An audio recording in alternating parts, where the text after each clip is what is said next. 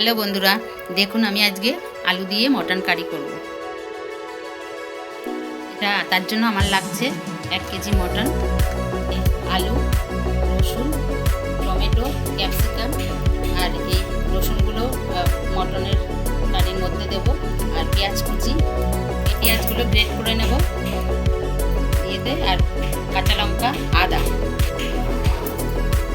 নুন, হলুদ, কাশ্মীরি লঙ্কা, তেজপাতা, জিরে, এলাচ, দারচিনি, গরম মশলা, মিট মশলা, জিরে, গোটা জিরে, ধনে আর তেল।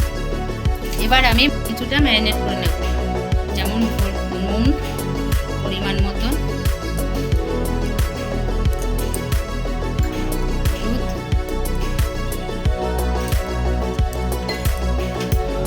মিট মশলা, কাশ্মীরি লঙ্কার গুঁড়ো, ধনে গুঁড়ো এবং সরষের তেল। এটাকে 1 চামচ, 1 মুঠি গোলাপ জল, কেওড়া জল ভালো করে ম্যারিনেট করে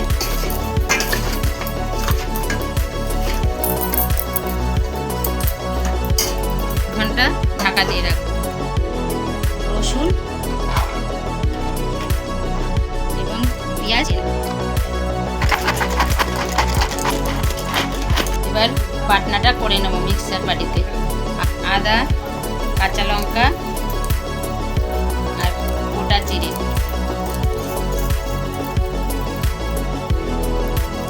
আর অল্প জয়িত্রী আর এলাচ, দারচিনি জাওলাট করব, বাটনাটা করে নেব। এবার আধ ঘন্টা পরে এসে গেছি। এবার এই বাটনাটা আদা, কাঁচা লঙ্কা আর জায়ফল, জয়িত্রী এই বেটে নিয়েছি।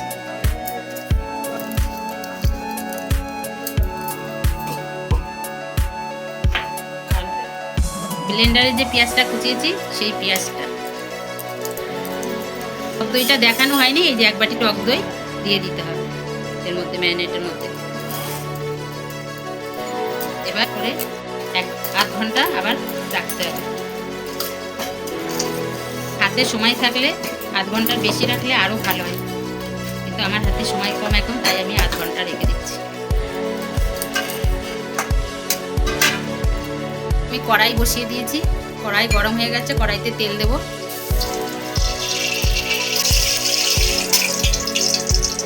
তেল গরম হয়ে গেছে, এবার আলুগুলো দিয়ে দেবো।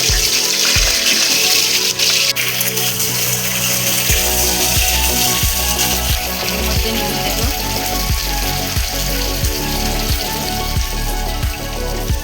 ভালো করে লাল লাল করে ভেজে নেব, ভালো করে লাল লাল করে ভেজে নেব। প্রেসার বসিয়ে দিয়েছি, অন্যদিকে প্রেসারে জল গরম বসিয়েছি, জলটা ঢেলে নেব, গরম হয়ে গেছে। অল্প তেল দেবো, কারণ মাংসটা আমি প্রেসারেই কষে নেব একবারে। এর মধ্যে জিরে, তেজপাতা, শুকনো লঙ্কা ফোড়ন দিয়ে দেবো।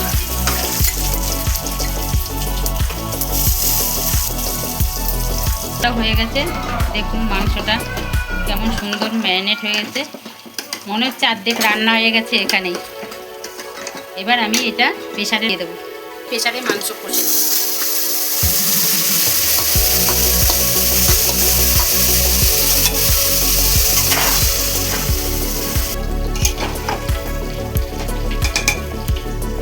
আলুটা এই কড়াইতে ভাজা হয়ে গেছে, আলুটা আমি তুলে নেব।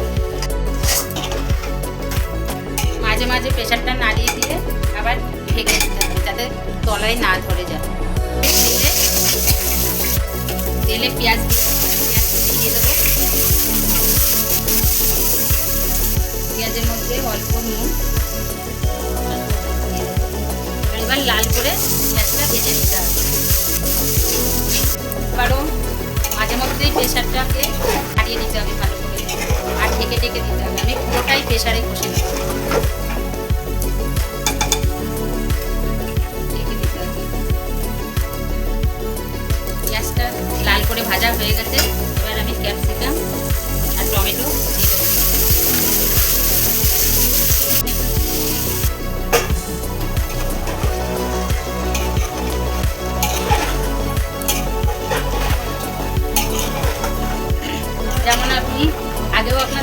বলেছি যে বারবার প্রেশারটাকে ঢাকা খুলে খুলে নাড়িয়ে দিতে হবে।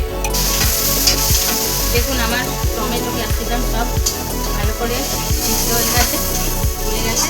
এবার এটা আমি প্রেশারের মধ্যে দিয়ে দেবো।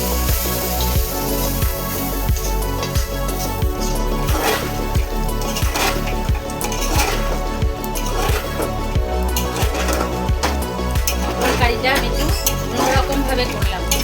এইভাবে আপনারা করে তৈরি করে খেয়ে দেখবেন, দারুণ টেস্টি হবে। আবারও ঢাকা দিয়ে দিলাম।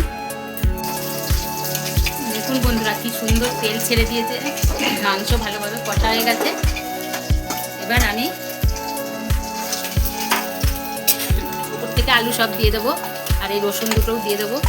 এই গোটা রসুন দেবেন, এই রসুনটা খেতে খুব সুস্বাদু লাগে। রেখেছিলাম আগে থেকে, গরম জলটা দিয়ে দেবো।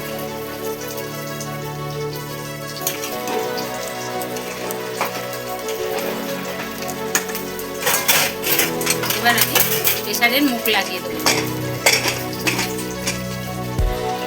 মুখ লাগিয়ে 4টে সিটি দিতে হবে। সুস্বাদু লাগবে, দারুণ লাগবে এইভাবে। আর লাইক কমেন্ট শেয়ার করতে ভুলবেন না। আমি আপনাকে সার্ভ করে দেখাবো। আমি তুলে নিচ্ছি।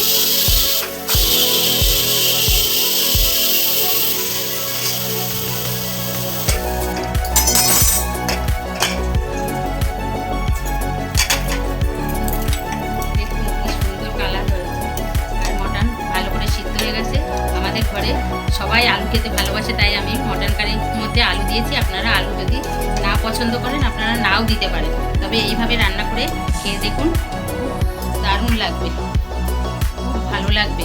আমি আপনাদের সার্ভ করে পরে দেখাচ্ছি।